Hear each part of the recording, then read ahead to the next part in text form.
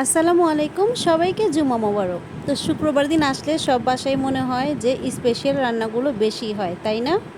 কিন্তু আমার একটু ভিন্নই হয়। কারণ হচ্ছে আমি শুক্রবার দিন একটু লেট করে উঠি, যার কারণে আমার রান্নাঘরে ঢুকতে ঢুকতেই অনেক বেশি বেজে যায়। তো কিছুদিন যাবৎ আমার মাইগ্রেনের যে সমস্যাটা শুধু বেড়েই যাচ্ছে দিন দিন, যার কারণে আমার সেটা ট্যাবলেটটা খেতে হয়। সেটা ট্যাবলেট খেলে আবার হচ্ছে আমার ঘুমটা একটু বেশি আসে। তো যাই হোক, আজকে হচ্ছে শুক্রবার দিন আর রান্নাঘরে ঢুকতে ঢুকতে আমার প্রায় 2:30 বেজে গিয়েছে। ঘুম থেকে উঠেছি 12:30 বাজে। ওই যে বললাম, ঘুম থেকে উঠতেই পারি না নেশার ওষুধ খেয়ে। তো আজকে বাচ্চাদের মাদ্রাসাও বন্ধ, তাই ভাবলাম একটু লেট করে উঠি, লেট করে খাওয়া দাওয়া হবে, নো প্রবলেম। তো আমি হচ্ছে শর্টকাট রান্না করতে নিয়েছি, সেটা হচ্ছে মুরগি দিয়ে আর হচ্ছে ধুন্দুল দিয়ে।